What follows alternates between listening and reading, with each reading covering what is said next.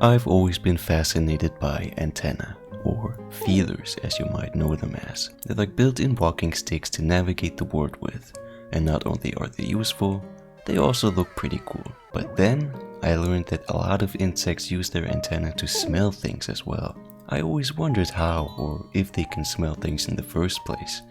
Makes sense when you think about it for more than 2 seconds, but it's good to know that antennae actually have 2 uses and not just one. But then I learned that they can also measure the temperature, which is something I never even considered. Looks like antennae can actually do a lot more than I thought, but at least I won't be surprised by any more abilities. I can sleep well at night, knowing there are exactly 3 uses for antennae.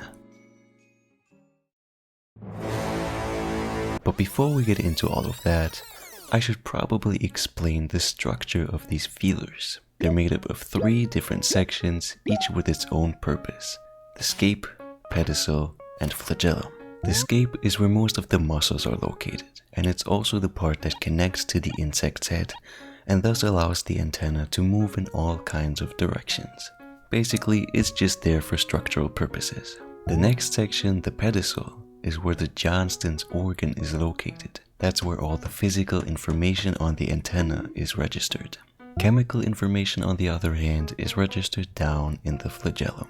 Basically everything that comes after the pedicel. They come in all kinds of shapes and sizes, ranging from almost invisible to longer than the actual insect, although males typically have bigger and more impressive antennae than their counterparts. But it's not as easy as saying all flying insects have short antennae. Dragonflies and butterflies, 2 very flight-dependent orders of insects, have very different looking antennae.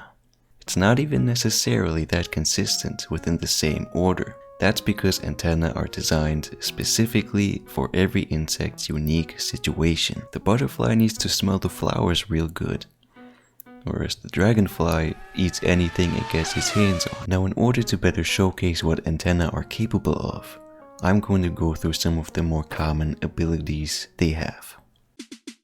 First is sensing touch. This is often used while walking to find new places to climb onto, as can be seen with this big weevil. His antennae allow him to traverse my hand at incredible speeds. Another is sensing taste and smell, like with the aforementioned butterflies, but also mosquitoes. That's how they know your location even in the dark.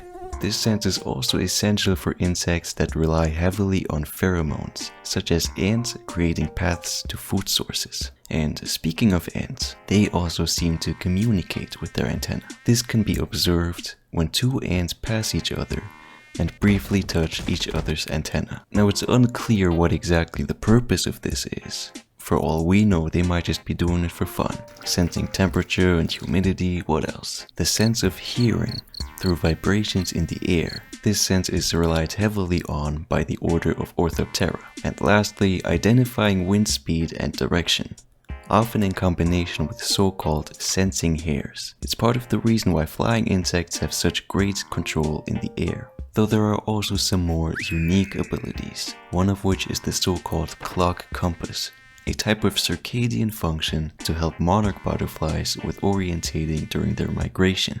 Their antennae use different body cues to understand what time of day it is, and their eyes use that information in relation to the sunlight's direction to understand where south is. You can imagine it kind of like an internal sun clock. Some moth species use them in their mating ritual. This starts with the female making a mating call, and the male flying over it with its antenna stretched out all the way. If the female declines, it flaps its wings. If the female accepts, it releases pheromones and gets in position. And a lot of flying insects rely on their antenna for flight stabilization. This was tested in an experiment consisting of moths in a dark room, the first group with antenna and the second without, with results showing that the latter had a significant decrease in flight ability. Now, all of that explains why antennae are being used. But what about how to use them? Let's do an experiment. I want you to close your eyes, and if you have the space, gently stretch out your arms and softly guide your hands through your environment. Notice the location and texture of different objects around you. Maybe you're able to identify temperature or movement. With just your hands alone, you can find out a lot of information about your environment without even seeing it. And this is essentially how antennae can be used. But maybe let's try another example. Raise your hands all the way up into the air and keep them as still as possible. Now see if there's any activity in the air. Maybe close your eyes again if it helps. Got it? You look very dumb right now, but those are 2 ways antennae may be used in practice. Now excuse me, I need to check up on my big weevil friend. Oh,